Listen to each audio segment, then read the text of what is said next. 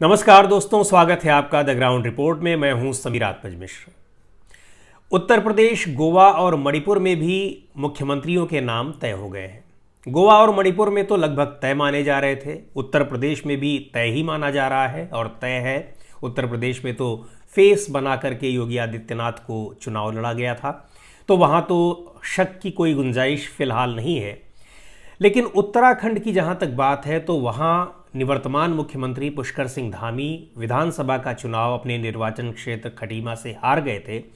इसलिए ऐसी आशंकाएं जताई जा रही थी कि चूंकि भारतीय जनता पार्टी में ये परंपरा नहीं है कि कोई विधायक या निवर्तमान मुख्यमंत्री यदि चुनाव हार जाता है तो उसको दोबारा बनाया जाए, लेकिन इस परंपरा को तोड़ते हुए भारतीय जनता पार्टी ने पुष्कर सिंह धामी को मुख्यमंत्री फिर से बनाने का फैसला किया है। और जाहिर सी बात है कि यह फैसला आला कमान की ओर से किया गया है, केंद्रीय नेतृत्व की ओर से किया गया है और तभी उनको विधायक दल की बैठक में उनको नेता चुना गया। किसी भी तरीके का कोई विरोध नहीं हुआ और साफ है कि इंडिकेशंस पहले से ही थे कि पुष्कर सिंह धामी को चुना जाना है, तो उनको चुना गया। कुछ और भी बातें हैं कि पुष्कर सिंह धामी को ही क्यों चुना गया, लेकिन इसके साथ ही कुछ इंडिकेशंस भी मिल रहे हैं, कुछ इसके संकेत भी मिल रहे हैं कि पुष्कर सिंह धामी के जरिए उत्तर प्रदेश में भी और दूसरे राज्यों में भी ये मैसेज देने की कोशिश की जा रही है कि अब ज़रूरी नहीं है कि यदि कोई नेता अपने पद पर है, वो चाहे निवर्तमान मुख्यमंत्री हो, कैबिनेट मंत्री हो, किसी और पद पर हो, चुनाव हार गया हो, तो ये ज़रूरी नहीं है कि इससे वो मंत्री पद के लिए अयोग्य हो जाता है। संवैधानिक रूप से तो वैसे भी अयोग्य नहीं है, लेकिन अब भारतीय जनता पार्टी ने भी ये एक रास्ता बना दिया है या एक परंपरा डाल दी है कि इससे ये कोई ज़रूरी नहीं है कि कोई मुख्यमंत्री अगर चुनाव हार गया है तो अब वो दोबारा मुख्यमंत्री नहीं बन सकता है या उसके लिए उसकी ये अयोग्यता साबित हो जाएगी। पुष्कर सिंह धामी को दोबारा मुख्यमंत्री बनाए जाने के पीछे, विधानसभा चुनाव हारने के बावजूद उनको मुख्यमंत्री बनाए जाने के पीछे कई कारण हैं। एक तो जो जितने भी मुख्यमंत्री की रेस में जितने लोग थे उनमें से 3 मुख्यमंत्री तो भारतीय जनता पार्टी ने पिछले कार्यकाल में ही बदल दिए थे। त्रिवेंद्र सिंह रावत थे और धन सिंह रावत थे, उसके बाद पुष्कर सिंह धामी खुद बने थे। उसके पहले भी रमेश पोखरियाल निशंक हैं, भुवन चंद्र खंडूरी मुख्यमंत्री रह चुके हैं, सतपाल महाराज मुख्यमंत्री नहीं रहे हैं लेकिन हर बार मुख्यमंत्री की रेस में वो शामिल होते रहे हैं। तो ये सारे नाम चर्चा में आ रहे थे कि इनमें से किसी को भी बनाया जा सकता है। मदन कौशिक के नाम की भी चर्चा थी और भी हो सकता है कुछ एक नाम रहे हों। लेकिन इन सब में एक तो भले ही 6 महीने का कार्यकाल पुष्कर सिंह धामी को मिला हो, लेकिन ऐसा बताया जाता है कि जितने दूसरे मुख्यमंत्री थे या पिछले कार्यकाल के ही दौरान अगर त्रिवेंद्र सिंह रावत और धन सिंह रावत के कार्यकाल को देखा जाए तो इनकी तुलना में पुष्कर सिंह धामी ज़्यादा लोकप्रिय थे। विधानसभा चुनाव के दौरान उन्होंने खूब मेहनत की थी और शायद इसी वजह से वो अपने क्षेत्र पर ध्यान नहीं दे पाए या इसी वजह से उनको हार का सामना करना पड़ा और आला कमान की निगाह में ये बात भी रही हो। दूसरे ये है कि जितने दावेदार हैं उन सब की तुलना में पुष्कर सिंह धामी युवा है। लोगों में उनकी छवि बाकी लोगों की तुलना में ज़्यादा अच्छी है। लोगों को लगता है कि अगर इनको 5 साल का कार्यकाल मिलेगा दोबारा ये मुख्यमंत्री बनते हैं तो शायद बेहतर काम कर सकेंगे, क्योंकि 6 महीने जब उनको मुख्यमंत्री पद की कमान दी गई तब तो यही कहा जा रहा था कि उतना तो उस पद के बारे में समझने में ही लग जाता है और फिर चुनावी मोड में ही राज्य आ गया, तो बहुत कुछ करने के लिए उनके पास था नहीं। दूसरी बात यह भी थी कि 3 मुख्यमंत्री बदलने की वजह से ऐसा माना जा रहा था और ये लगभग तय था कि बीजेपी की वापसी वहाँ हो नहीं सकेगी।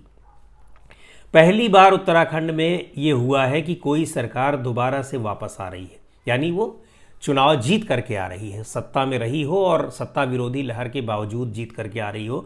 तो भले ही अपना चुनाव, विधानसभा का चुनाव हार गए हों पुष्कर सिंह धामी, केंद्रीय नेताओं ने, प्रधानमंत्री नरेंद्र मोदी ने, दूसरे नेताओं ने वहाँ प्रचार किया हो, लेकिन एक जो क्रेडिट की बात होती है, एक श्रेय मिलने की बात होती है, तो निश्चित तौर पर उसका श्रेय निवर्तमान मुख्यमंत्री को भी जाता है। जैसे कि उत्तर प्रदेश में निवर्तमान मुख्यमंत्री योगी आदित्यनाथ को दोबारा से जीत करके आने पर उसका श्रेय दिया जा रहा है।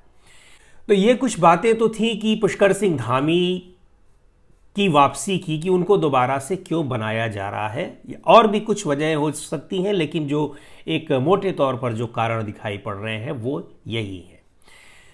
दूसरी ओर एक और महत्वपूर्ण बात है कि इसके ज़रिए आला कमान ने, बीजेपी आला कमान ने एक और संदेश देने की कोशिश की है कि कोई भी विधायक या कोई भी बड़ा नेता अगर अपना विधानसभा का चुनाव हार गया है तो ये ज़रूरी नहीं है कि वो उस पद पर दोबारा नहीं बैठ सकता जिस पद पर वो था। सीधे तौर पर अगर कहा जाए कि अगर इसको उत्तर प्रदेश के संदर्भ में देखा जाए तो ये बात कही जा रही है केशव प्रसाद मौर्य के लिए, जो कि डिप्टी सीएम रहे पुरानी सरकार में। सिराथू से अपना चुनाव वो हार गए विधानसभा का, और पल्लवी पटेल ने समाजवादी पार्टी के उम्मीदवार के तौर पर उनको चुनाव हराया।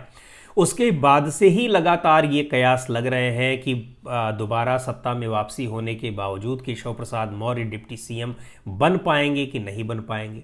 और चूंकि ये चुनाव मुख्यमंत्री योगी आदित्यनाथ के फेस पर लड़ा गया, उनको मुख्यमंत्री का चेहरा बना करके लड़ा गया, इसलिए इस बार ये संभावना भी लोगों को कम दिख रही है कि जो 2 डिप्टी सीएम पिछली बार बनाए गए थे वो डिप्टी सीएम्स फिर से बनाए जाएंगे कि नहीं बनाए जाएंगे, इसकी चर्चा मैं अपने पिछले वीडियो में कर चुका हूँ। लेकिन अगर बनाए जाते हैं तो निश्चित तौर पर केशव प्रसाद मौर्य की जो दावेदारी है वो पुख्ता दिखाई पड़ रही है। इसलिए दिखाई पड़ रही है कि अब एक नज़ीर बना दी गई कि कम से कम इस वजह से उनकी दावेदारी कमज़ोर नहीं पड़ जाती है कि वो विधानसभा चुनाव हार गए।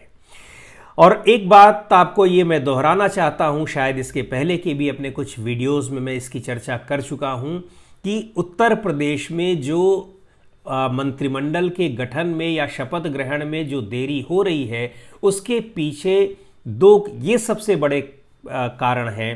केशव प्रसाद मौर्य की किस रूप में मंत्रिमंडल में वापसी होगी या फिर से वो डिप्टी सीएम बनेंगे, एक तो ये मसला है, या अगर यहाँ नहीं बनते हैं तो उनको कैसे एकोमोडेट किया जाएगा। और दूसरा सबसे बड़ा कारण या सबसे बड़ा नाम जो है वो अरविंद शर्मा का है, जो प्रधानमंत्री कार्यालय में बड़े अधिकारी थे, आईएएस ऑफिसर रहे हैं। वो नौकरी छोड़ करके वो आए यहाँ पर और उनको एमएलसी बनाया गया। ऐसा लग रहा था कि पिछली बार ही उनको कोई अहम ओहदा दिया जाएगा, लेकिन नहीं दिया गया। पर इस बार एक बार फिर से जो बीजेपी आला कमान का दबाव है वो है कि उनको किसी भी तरीके से कैबिनेट में एक अच्छी हैसियत के साथ उनको अच्छे ओहदे पर, यानी कैबिनेट में भी एक किसी अच्छे विभाग पर एकोमोडेट किया जाए ताकि उनके अनुभवों का फ़ायदा लिया जाए। लेकिन ऐसा लगता है कि मुख्यमंत्री जैसे पिछली बार उनको अपने कैबिनेट में शामिल नहीं करना चाहते थे या फिर शामिल करके उनको कोई अहम विभाग नहीं देना चाहते थे, अभी भी वो इस बात पर अड़े हुए हैं। तो ये 2 चीज़ें जो हैं, एक दुविधा है, ये लगता है कि ये ख़त्म हो गई है, लेकिन केशव प्रसाद मौर्य वाली दुविधा अब इसलिए भी ख़त्म हो जानी चाहिए या नहीं रह जानी चाहिए क्योंकि पुष्कर सिंह धामी के ज़रिए एक संदेश देने की कोशिश की गई है कि केशव प्रसाद मौर्य चुनाव हारे ज़रूर हैं, लेकिन वो उप मुख्यमंत्री या कैबिनेट मंत्री या किसी भी दूसरे रूप में कोई और मंत्री बनने की योग्यता को उन्होंने नहीं गंवाया है। और वैसे भी अभी वो एमएलसी हैं, अभी एमएलसी का उनका कार्यकाल वैसे ही बचा हुआ है। अगर उनको मंत्रिमंडल में शामिल किया जाता है, डिप्टी सीएम फिर से बनाया जाता है, तो जाहिर तौर पर या तो किसी कोई सीट खाली कराई जा सकती है जहां वो फिर से चुनाव लड़ सकते हैं, नहीं तो विधान परिषद के ज़रिए तो सदन में जाने के रास्ते तो साफ हैं ही, स्पष्ट हैं ही। इस वीडियो में फ़िलहाल इतना ही। दूसरे मुद्दे पर दूसरी चर्चा के साथ हम अगले वीडियो में आपसे फिर मिलेंगे। आपको मैं ये भी बता दूं कि अगर हमारे ये वीडियो आपको अच्छे लग रहे हैं, आप इनको सुनना चाहते हैं, तो आप अपने दोस्तों में भी इसको शेयर करिए। हमारा फेसबुक पेज भी है, हमारा ट्विटर अकाउंट भी है, इंस्टाग्राम पर भी है। आप उन प्लेटफॉर्म्स पर भी हमको आप सुन सकते हैं, देख सकते हैं। वहाँ जा कर के आप लाइक कर सकते हैं, फॉलो कर सकते हैं। आपको अगर अपने कुछ सुझाव देने हैं या मेरी बातें आपको नहीं अच्छी लगती हैं तो आप उसके बारे में भी मुझको सुझाव दे सकते हैं। आपको लगता है किसी खास विषय पर मुझे विश्लेषण करना चाहिए, परिचर्चा करनी चाहिए, आप ऐसे सुझाव भी दे सकते हैं। कुल मिलाकर के हम आपसे ये आग्रह करते हैं कि आप हमारी इस परिचर्चा में, हमारे इस बातचीत में आप उसका हिस्सा बनिए और अपने सुझावों से भी हमको अवगत कराइए।